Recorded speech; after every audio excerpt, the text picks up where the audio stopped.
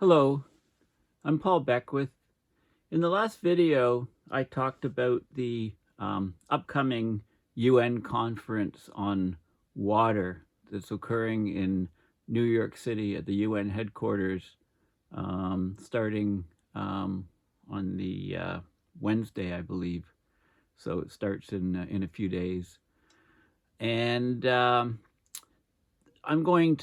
talked about one report, but there's a more extensive report that was put out, which I want to discuss in this video. So, basically, the water deficit projected by 7 years from now, by 2030, is expected to be about 40%.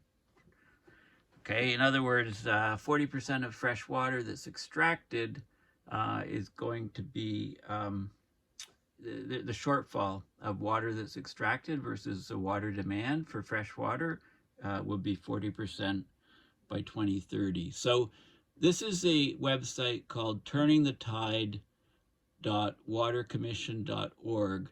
It's part of the Global Commission on the Economics of Water, or GCEW. Okay, so GCEW, and they're basically saying, we can no longer ignore the world's crisis of water. We will fail on climate change if we don't solve water. We'll also fail on all of the Sustainable Development Goals, the SDGs. There's 17 of them. No person, place, economy, or ecosystem will be spared. And the argument is that we're not seeing the consequences of just freak events, nor of population growth, nor of economic development, but water has been mismanaged globally for decades, and we face a systemic crisis that is both local and global. Our collective actions have pushed the global water cycle out of balance for the first time in human history, wreaking increasing damage on communities everywhere. Countries are interconnected not only through their transboundary rivers or streams of groundwater, but also through atmospheric flows of water vapor. So in other words, countries are connected under the ground by groundwater, on the surface by rivers and streams, and also up in the atmosphere by atmospheric flows of water vapor. We face water's deepening connection with climate change and the loss of biodiversity, with each reinforcing the other. We can only fix this collectively if we move with urgency. And there was a statistic that about half of the water that falls on any given country on average is basically due to evapotranspiration of water from neighboring countries. And they issue a 7-point call to collective action, and I'll just repeat these quickly. I talked about them in the last video. We must manage the global water cycle as a common good. We must use an outcomes-focused, mission-driven approach to water, encompassing all the key roles that it plays in human well-being. We have to stop underpricing water. We have to phase out or redirect the $700 billion of subsidies to agriculture and water that tend to generate excessive water consumption. We have to establish just water partnerships to invest in, resilience, make water access, etc. And we must move ahead on the opportunities that can move the needle significantly in the current decade, because we're going to have a 40% deficit of water, fresh water, in the next 7 years by 2030. And we must reshape basically the multilateral governance of water. So we're heading for a massive failure. We need to learn from past failures. We need a new framework for the economics of water. We need to turn the water crisis to advantage. Now, there's two reports. Here, there's one. The first is called Turning the Tide, a call to collective action, and I discussed that in the previous video on water. The second one I'm discussing now is the what, why, and how of the world's water crisis, Global Commission on the Economics of Water, Phase 1 Review and Findings. So that's what I'm talking about. Okay, so again, this is, if you just Google Turning the Tide, a call to collective action, or the Global Commission on the Economics of Water, you can find this website, and then there's the links to the two reports. So this one here is the first one, which I talked about in the previous video, a 32-pager, and now I'm going to talk about this, summarize some of the key points and go through of the 96-page report on the what, why, and how of the world water crisis. And I'll be focusing on the illustrations, the diagrams mostly. Okay, so basically, I'll talk about the water crisis, the underlying drivers and direct pressures on the water crisis, economics for the common good, how we need to rethink and renew our responses to water, and next steps. Okay, so basically, we're at a crossroads. Business as usual is damaging what the water cycle can deliver to ensure sustainable development for all.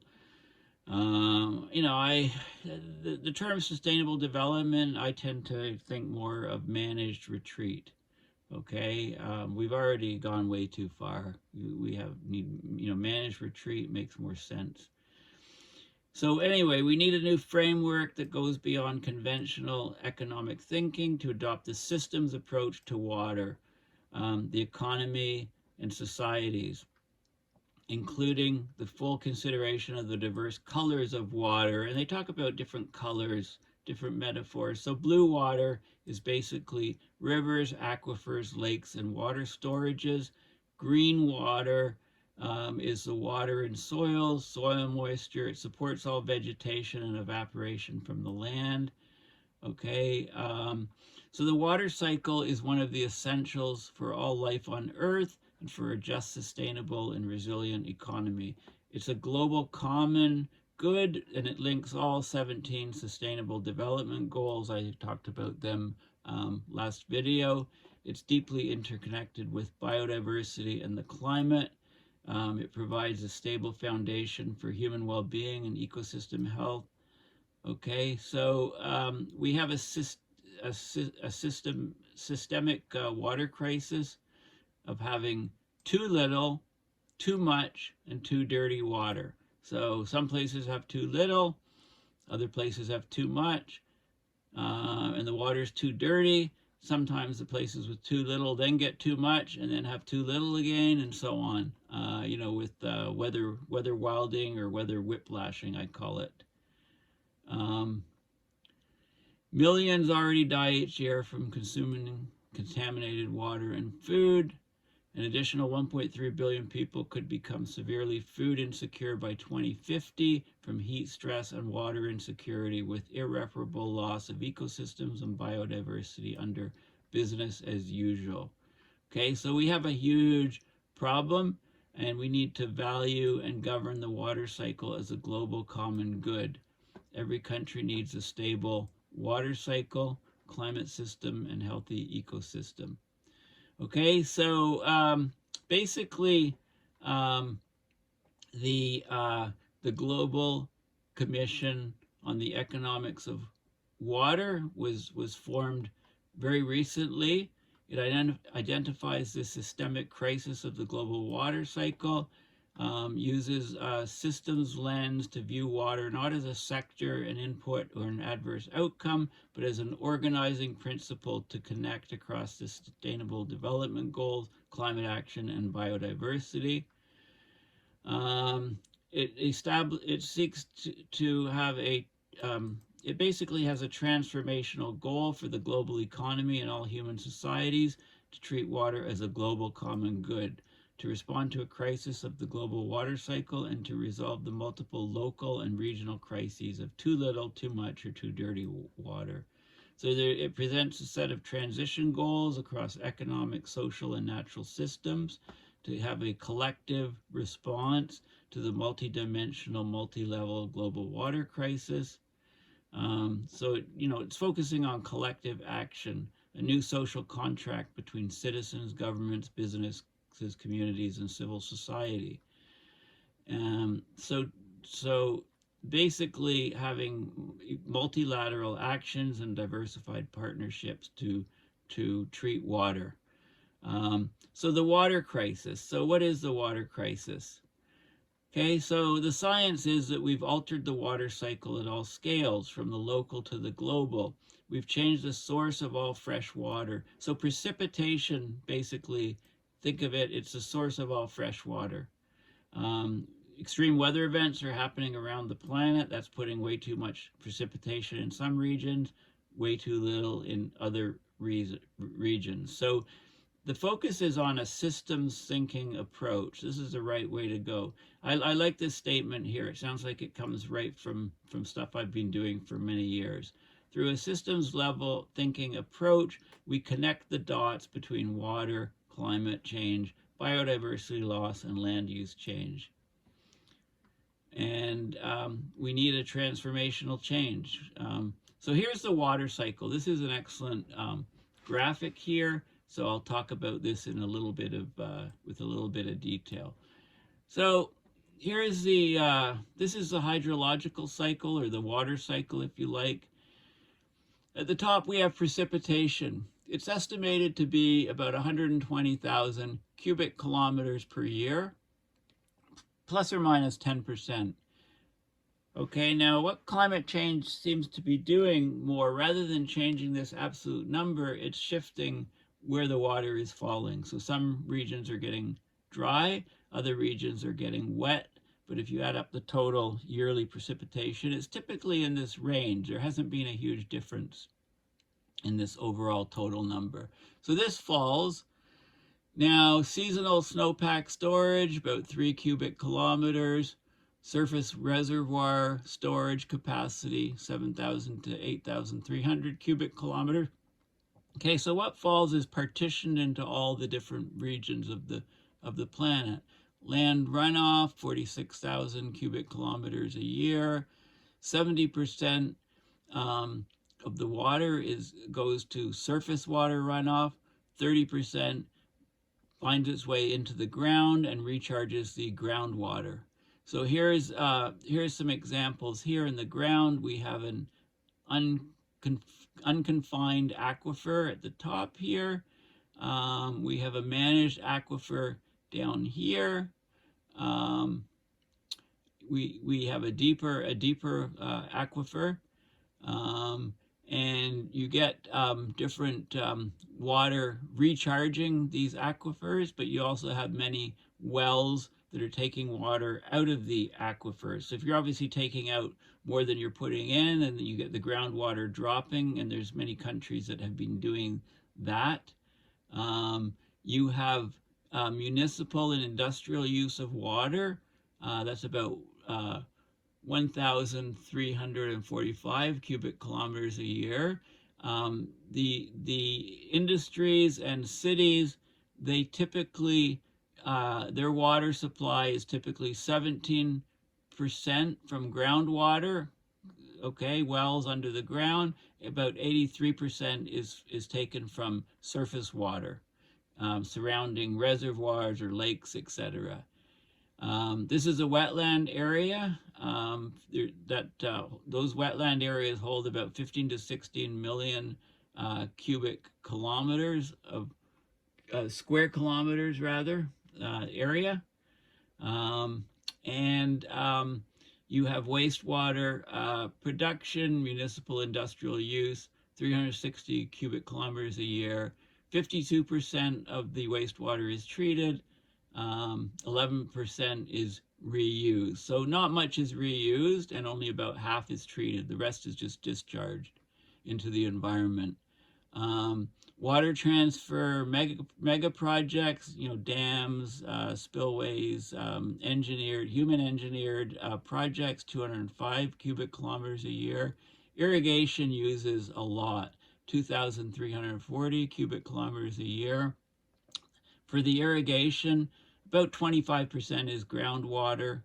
taken from groundwater and 75% from surface water. And then evapotranspiration, the water, the so-called green water that's in the soils and then goes into plants, that's about 74,000 cubic kilometers per year, plus or minus 10%. And this goes back up into the atmosphere.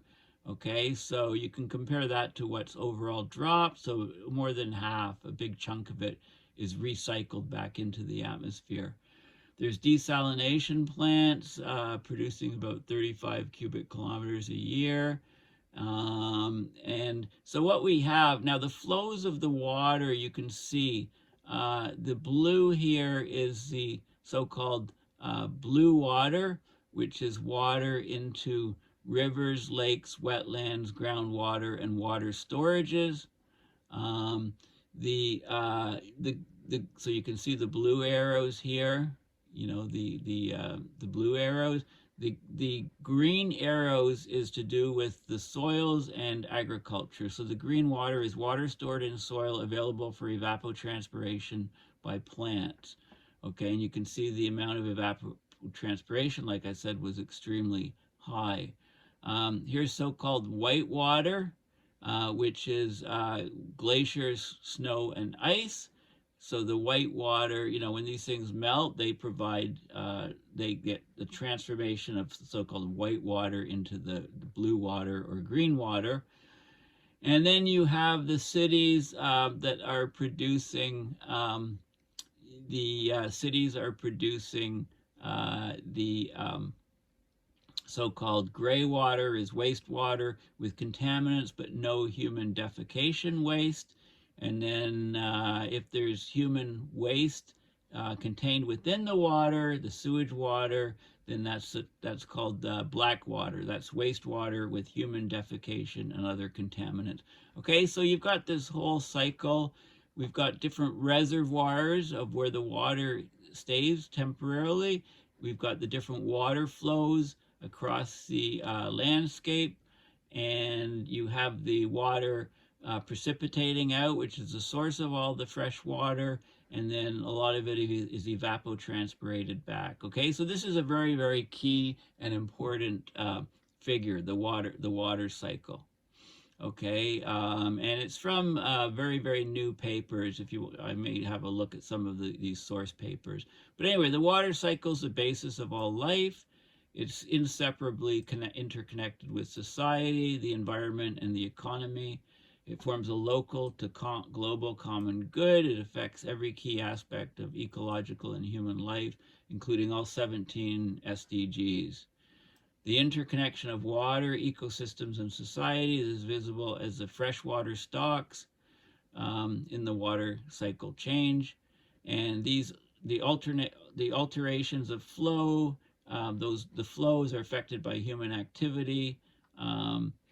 Within the water cycle, so there's the different colors of water are identified. The blue and green were first talked about in 2006. Blue water, so blue water again is the fresh water in streams, rivers, aquifers, and surface water storage that provides drinking water, grows 30% of the world's food, and sustains all freshwater aquatic biodiversity. Green water is water in the soils. It flows as evaporation and transpiration through plants. It powers rain-fed food production and all living species in nature. Okay, so basically there's, you know, the common good. You've probably heard that term for defining water. Water is often defined as a public good, with flood control offering a good example.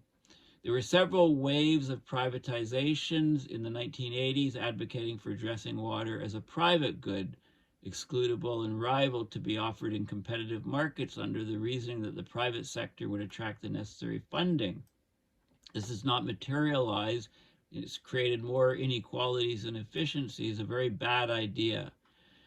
Also, other concepts have been used to describe shared water at the grassroots level, like common pool resources that have an attribute of a public good and an attribute of a private good due to its scarcity, like a groundwater aquifer is one example. But the concept of a common pool resource implies a need for the collective governance of water, often by communities, to ensure it's managed in a sustainable and equitable way. Water is also seen as a global public good, especially when describing transboundary waters, with a view to getting a just distribution of water resources that meet the growing needs, increasing needs of the world's growing population. Okay, so what the Global Commission on the Economics of Water proposes is that all fresh water, blue and green, be regarded as a global common good. Okay, so let's go on to some of the other figures in here, because this is publicly available. I've shown you where you can find this. This is showing you the water cycle, global water consumption by sector, and blue water consumption exceedance. Okay, so here's our precipitation, 120,000 cubic kilometers a year, plus or minus 10%. Again, the number is not changing too much with climate change. And what we get is we get about 46,000 cubic kilometers per year, just falling onto the land, going into the ocean, going into aquifers, etc. There's about 12,500 to 18,500 cubic kilometers per year going in as accessible blue water runoff. Some of that is used for irrigated agriculture, 1,600 cubic kilometers per year. About 400 is used by industry, and about 350 used in cities. The green, a big chunk of that water, of course, goes into the soils and then ends up in the natural vegetation. 68,200 to 68,800 cubic kilometers a year goes into the natural vegetation. And a big chunk, okay, also 5,200 to 5,800 cubic kilometers per year goes into crops, rain-fed crops, agriculture. Also, there's irrigated agriculture, there's industry, and there's urban, and some of the irrigated agriculture water joins the other water that comes into the soils and plants, and there's 74,000 cubic kilometers per year of evapotranspiration. So a lot of it feeds back in, and then a lot of this ends up as precipitation again in this cycle. Now, there's also wastewater produced from the irrigated, from human processes, and that comes in here. Okay, so what we're seeing is the global blue water limit is being exceeded. You know, in 1950, there was a balance.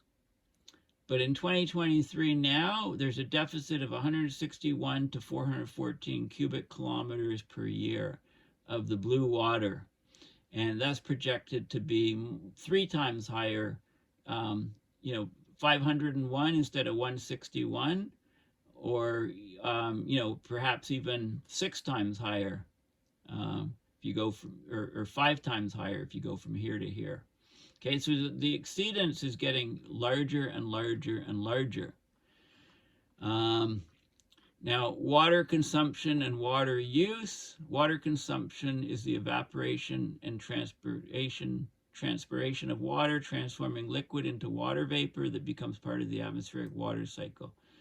Okay, water use is the application of liquid water from any source, river, aquifer, rainfall, to any specific purpose for humans: washing, cooking, generating power, growing crops. The consumed fraction is the proportion of water that's converted into vapor and is no longer available for local use by evaporation and transpiration. There's beneficial consumption, evaporation and transpiration for the purpose for which the water was withdrawn, like growing a crop, cooling a power station, so the water goes into there and then it's transpired. There's also non-beneficial consumption that's relative to humans, so there's no, it doesn't contribute to the intended purpose. For example, weeds are grown off this stuff. And then there's a non-consumed fraction, and again, that's divided up, and there's changes in water storage, etc., etc. But basically, we've been crossing global water limits. The crisis is there's too little water, too little in some places, too much in other places, too dirty at multiple scales. Okay, and this spans all levels, local, provincial, to national, transboundary, and global scales. Global population and income growth, changes in per capita consumption of food, feed, fiber, timber, and energy have caused unprecedented rates of land and freshwater use within agriculture.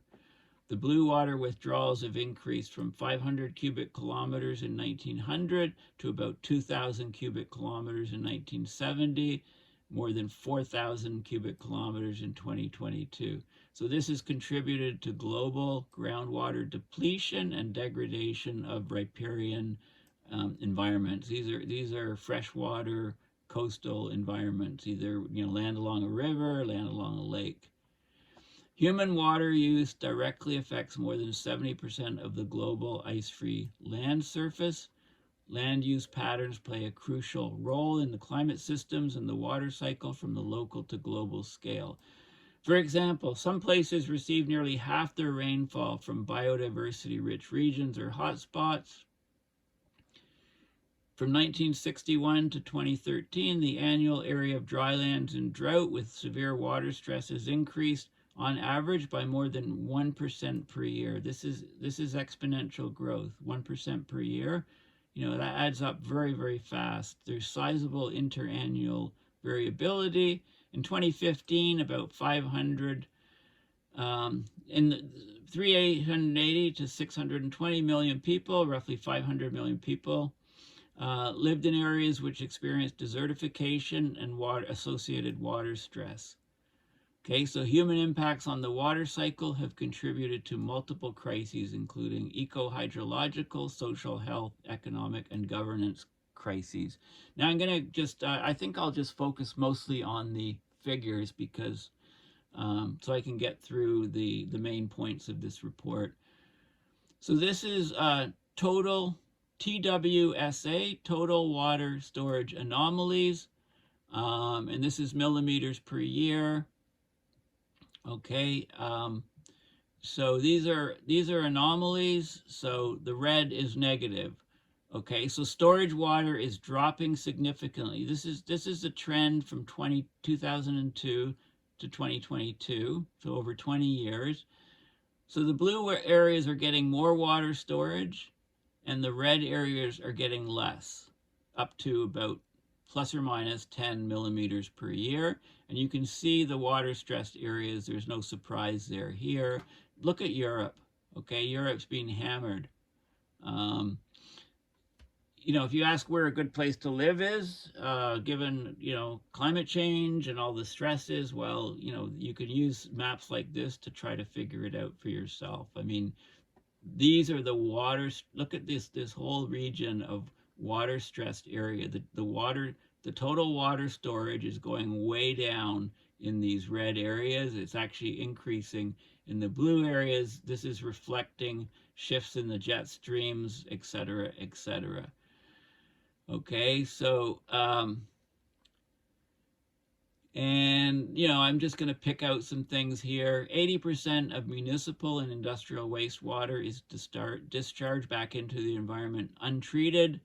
Agriculture-related pollution levels for phosphorus and nitrogen, elements of fertilizer, may already be higher than what is sustainable on a global scale. It's a social and health crisis because some 2 billion people, a quarter of the world's population, lack access to safely managed drinking water services. 3.6 billion people lack access to improved sanitation services. 670 million or so practice open defecation, creating health risks. Millions of small landless farmers in the global south have limited or no access to water for agriculture, but smallholder farmers grow as much as a third of the world's food, making water access and affordability a challenge due to lacking access and property rights. Water-related disasters such as drought, storms, floods, and extreme temperatures have already killed around 2 million people in the last 50 years, mainly in the global south. 700 million people are at risk of displacement in the next 7 years. That's by 2030. There's a couple case studies looked at, 2 water-related disasters in 2022. Florida, Hurricane Ian in Florida, and Pakistan. Okay, the flooding in Pakistan. Okay, causing huge problems in those places. Exposure to water-related diseases is growing worldwide, with some 1.4 million people dying annually. 2 billion people are using contaminated water. That's a quarter of the world's population, increasing the risk of water-related sickness. There's disproportionate impacts on women and girls.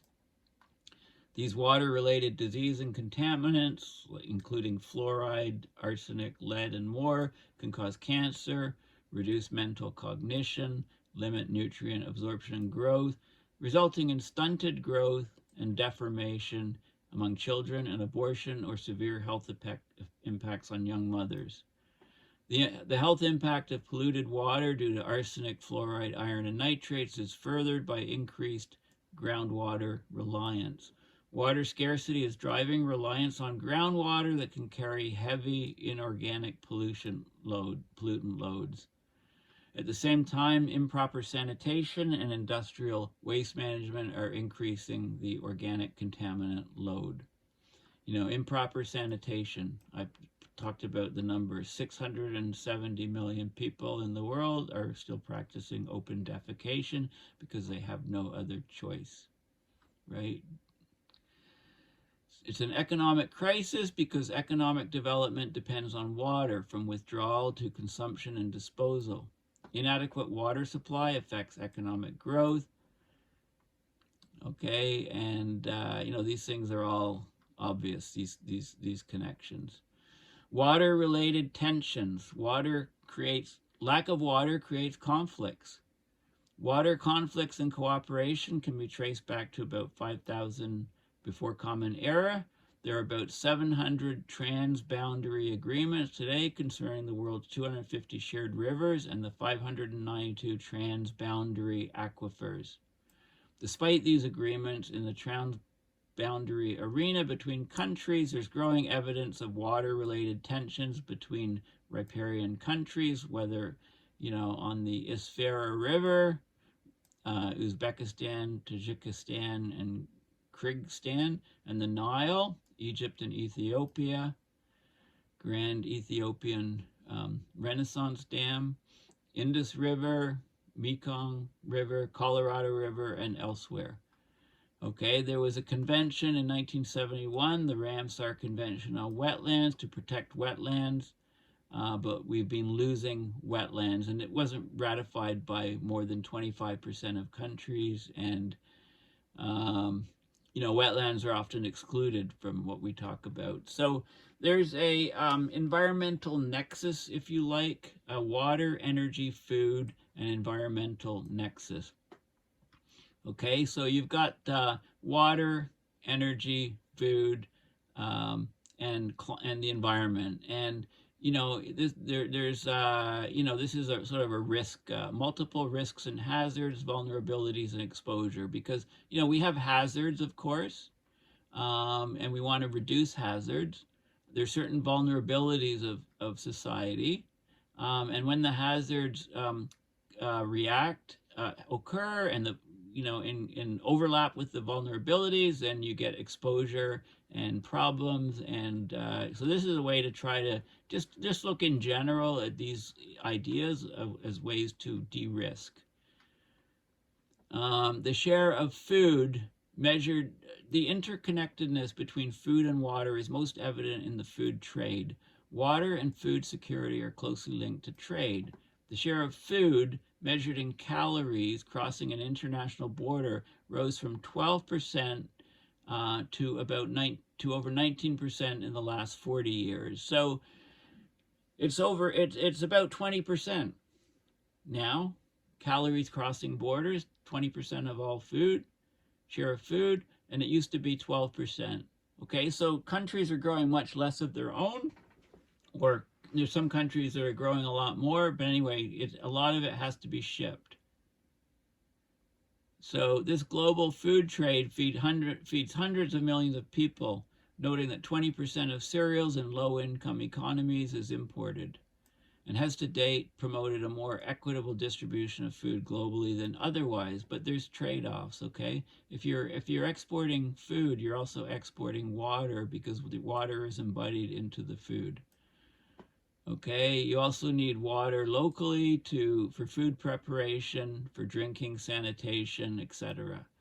Okay, so the food price shocks of 2007 to 8 and 2021 to 22 illustrate the nexus between water, energy, food, and the interconnectedness of human and environmental systems. Okay, so the global food system is very fragile, and these food price shocks actually illustrated it. So this is water and food security connection. So you've got the natural water cycle, you've got your ecosystem, you've got your water resources with issues of availability, quality, access, and stability. Then you have all of the human uses, drinking, food preparation, food processing, food production, energy, other uses for industry. And there's flows. You have economic development and food security and nutrition. You need to, lots of water is used. You need stability, access, and availability, similar to, these needs here. And there's flows. There's flows of blue and green water flows for human uses, water flow returns, ecosystem services, impacts on ecosystems, food chains, contributing to these things here. So here's so the water, energy, food nexus. These are the principal causes, according to the UN, of the two food price shocks. So the 2007-2008 one, oil prices went up. That was the key thing. Oil prices in US dollars went way up. More demand for biofuels, less food production. Corn prices went up. Oil seed prices went up. Rice prices went up. Wheat prices went up. There was more demand for grain imports. There was export restrictions. So that created shocks. Asian demand went way up, and there just wasn't enough food to the Middle East, and it sparked, price shocks. Okay, there was, and then the more recent one is, the Russia-Ukraine conflict.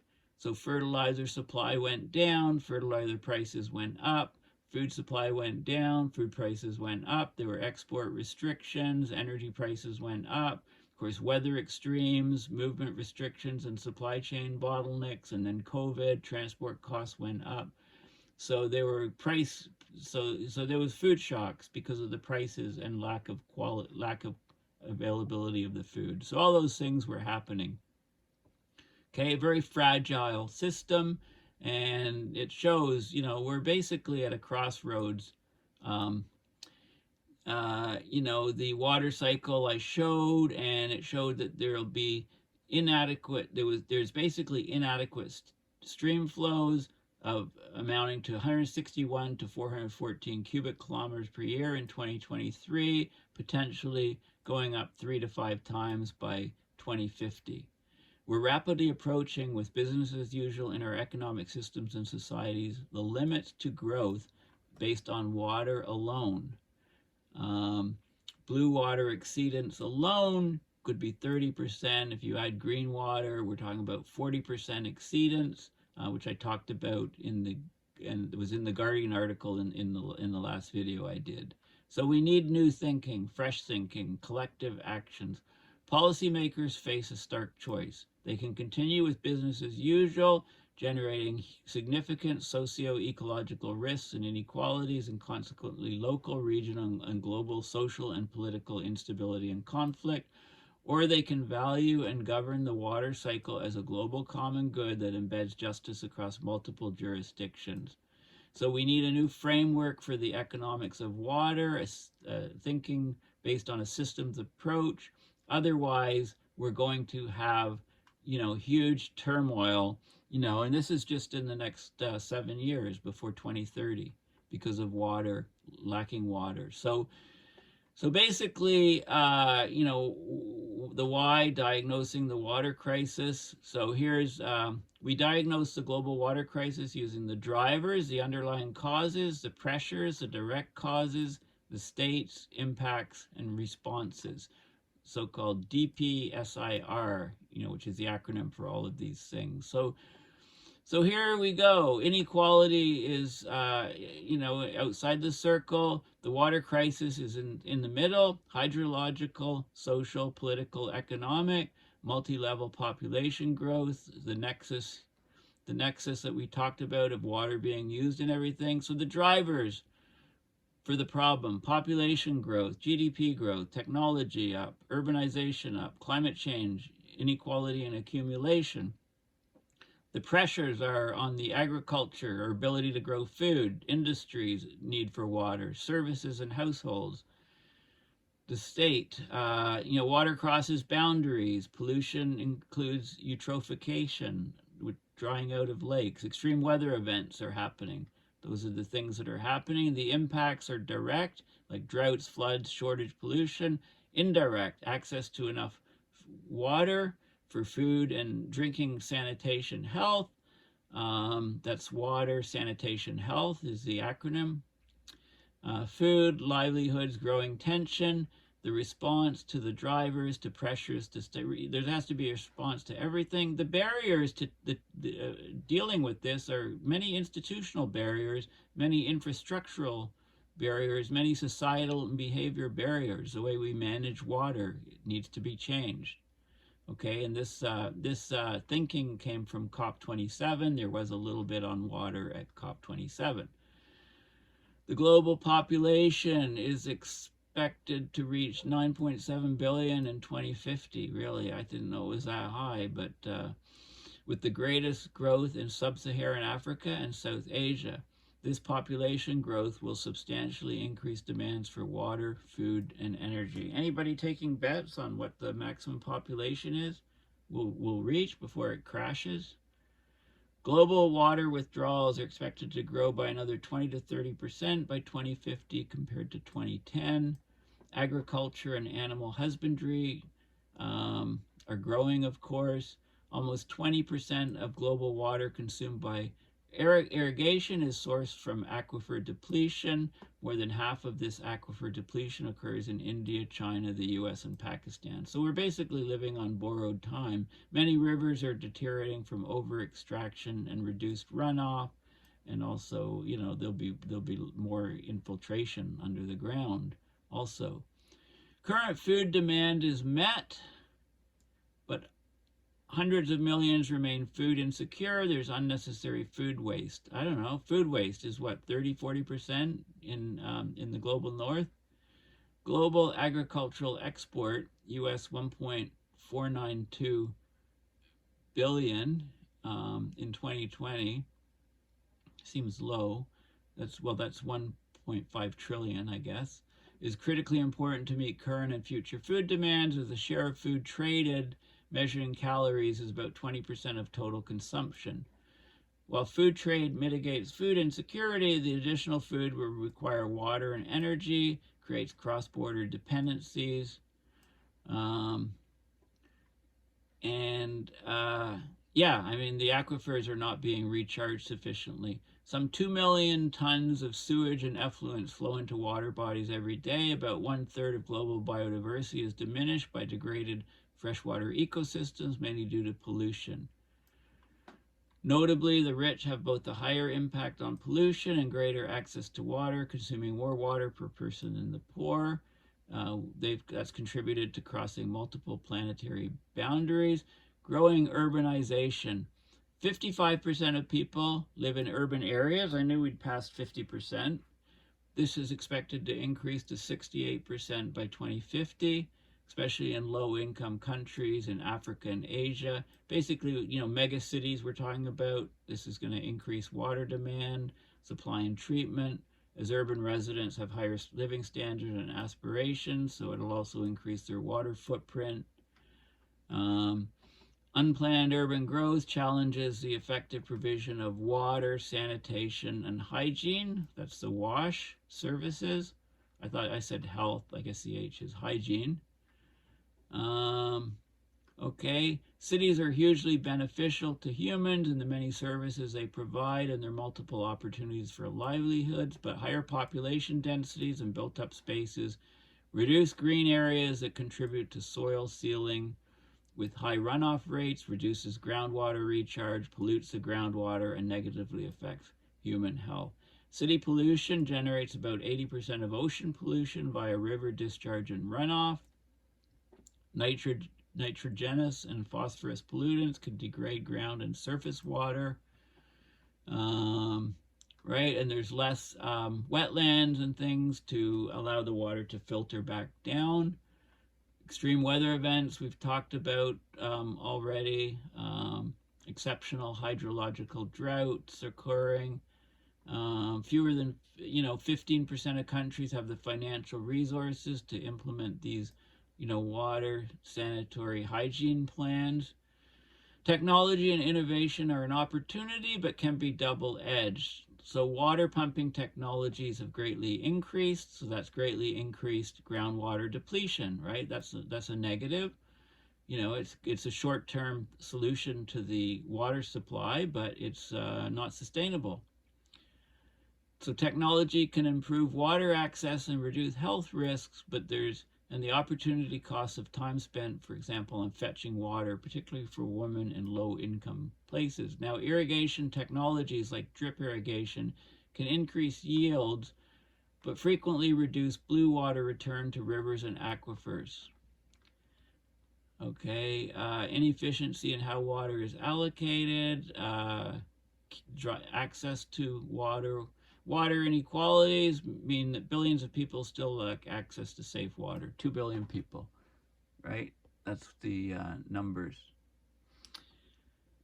Okay, so the impact. So the driver, I've talked about, the water crisis, the, eco-hydrological, social and political crises, multi-level crises from local to global, the nexus with other environmental crises. And the cost of inaction, deaths, US dollar 1.4 to 2 million annually, and deaths from disasters. Displacement, 17.2 million people in 2018. Health costs, 1.5 billion US, greater than, annually. Loss of income, 380 billion annually. Conflict, securitization, 202 water-related conflicts from between 2020 to 2022. Ecosystem damage, 4.3 US dollar, 4.3 and US dollar 20.2 trillion ecosystem lost annually. Okay, so inaction today, climate change is, of course, making things worse. Causes of more severe floods from climate change. Okay, and there's here, greater heat release, changing location and persistence of weather events. There's all of these different factors here. Heavier rainfall, more flood severity. There's lots of different interconnections here. Food insecurity affects 720 million to 811 million people globally, and that's linked to water insecurity. Over 80% of global wastewater is discharged into the environment without treatment. I mentioned that. But at the same time, yearly, 300 to 400 million tons of heavy metals, solvents, toxic sludge, and other waste from industry are dumped into blue water sources. There you go. Talk about crapping in your wells. Global food supply in gigacalories expected to, and the demand, severe food insecurity, millions of people, so more and more people are experiencing food insecurity, and global food supply, can't be maintained at the present levels. This is under climate scenarios RCP 8.5, B, A, and RCP 4.5. So global food supply in terms of gigacalories provided, is going to be reduced, severely stressed from the climate scenarios that are coming down the pipe. Most likely, we're heading. This is business as usual. These guys. So that will lead to additional food insecure persons. Um, you know, diarrhea and dirty water alone kills 829,000 people annually, which includes some 300,000 children aged under 5 years. So 300,000 children aged under 5 years, which is 5.3% of all deaths in that age group, is from dirty water, basically. Okay. Poorly targeted subsidies and tariffs. Talked about that. Here's some of the numbers. Drought. 700 million people are at risk of displacement by 2030. Remember, we're 8 billion people right now, so that's a big chunk. That's what, almost 10%. Between 4.8 to 5.7 billion will be affected by 2050. That's, that's well over half the global population. Floods. 15 million people and $17 billion. Infrastructure is at risk of coastal flooding. $535 billion of urban infrastructure is impacted by river flooding. By 2050, it'll be 31 to 450 million people under different climate models. Climate change, 100 million people pushed into poverty by 2030, for example, losing houses and flooding, etc. Regionally, 6% GDP losses by income and property losses, lower agricultural production, health issues by 2050. Food insecurity, 660 million people suffer from hunger. The global food supply will decline from 9.75 million to 9.2 million gigacalories. This is huge. This is a huge drop. So the global food supply will decline. Not only that, but food becomes less nutritious at warmer temperatures. Okay, so huge decline of global food. Meanwhile, population's up and all the other stresses are up. US dollar, 260 billion annually.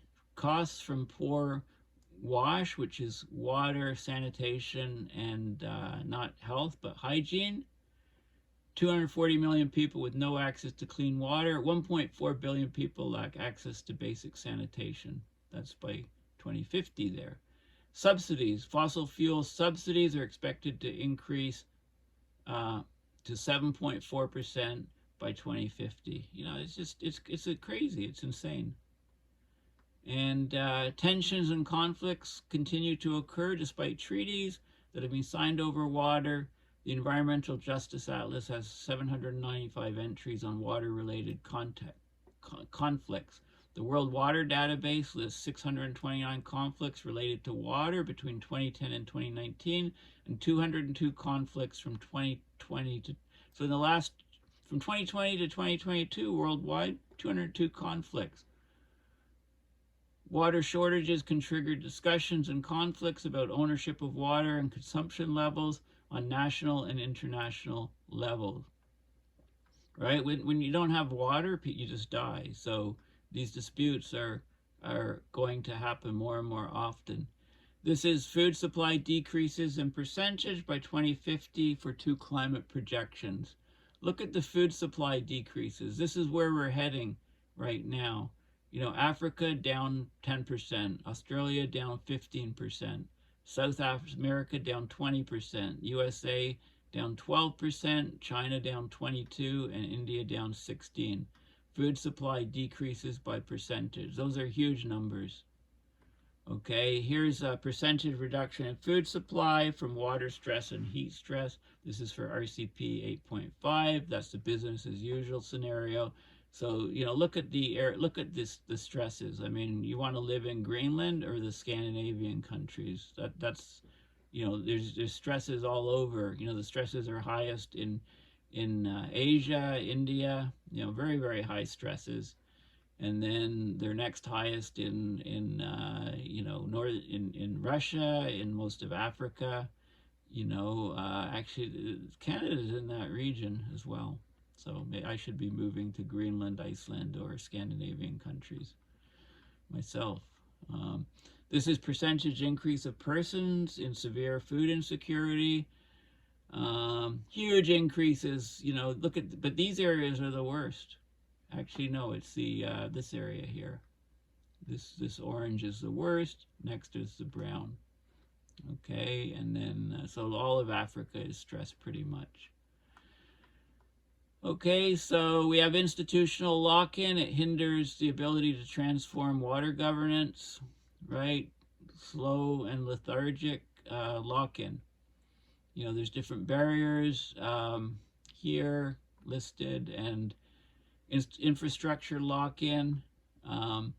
You know, water infrastructure is often separated from sanitation services. Sanitation is more expensive and less of a political priority. Right? A lot of this stuff with water is not very sexy.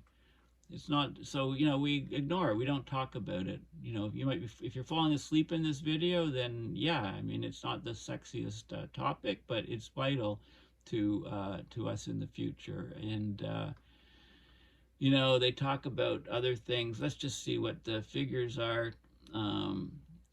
Future pathways for a safe and just water future. Business as usual, no good. Transitions, no good. We got to transform things. We got to transform everything, right? We don't have time anymore, and there's no luxury of time. You know, the water diamond. Let's have a look. Pricing of water, new framework for the economics of water. You know, different services that we need to replace and repair and expand. You know, even you know, and there's some good examples here, like coastal flood protection, mangrove forest, decrease wave energy and storm surges, reduce embankment requirements, urban flood management, urban flood retention areas, we need to store the storm water and reduce drain and pump requirements, right? Put the storm water, if it's stored and then infiltrates, it can replenish groundwater, etc. River flood management, river floodplains, agricultural soils, right? There's all these different ideas, actions for the common good, rethinking and renewing responses to water. Okay, so that's in there. The environment, what else? Water challenges and water accounts. Okay, there's lots. I'm not gonna go. I mean, this is interesting. This shows you how interconnected countries are. So all the countries are around the edge, and the water flows are these are blue water virtual flows between countries, 1996 to 2005. The thicker the bar, the more water. So Australia, you know, so you can look at the connection here. Huge connection between Canada and the US, for example, US and Mexico, US and Japan, US and Canada and China. There's huge flows. The whole world is interconnected. How the heck can we govern water if every country has their own policies and they prioritize their own countries and, of course, and regions, and you know, but everything is interconnected. So we need, you know, sort of global commons, global view, water for the global common good. You know, next steps, transformational goals, and there's all of these things, like we need to transform the economic and social systems, food system transition, health system transition, sustainable cities, resilient infrastructure, sustainable livelihoods, systems transition, and so on. Supporting natural systems, right? Wetlands, you know, places to store water, water quality transition, you know, like it goes through these things in detail. And it's heavily referenced, and I think it's good to probably look at some of the source papers. So, you know, this is a substantial report that has come out just before the water conference, the UN water conference, and, you know, please have a look at it. Go to Turning the Tide turningthetide.watercommission.org, or just Google Global Commission on the Economics of Water. Scroll down to the bottom and there's the 2 reports, and download the reports and have a look at them. They're very, very crucial for our understanding of water in the future and how bad the water crisis is. Please consider going to my website, paulbeckwith.net, and donating to support my research and videos. Thank you for listening, and goodbye for now.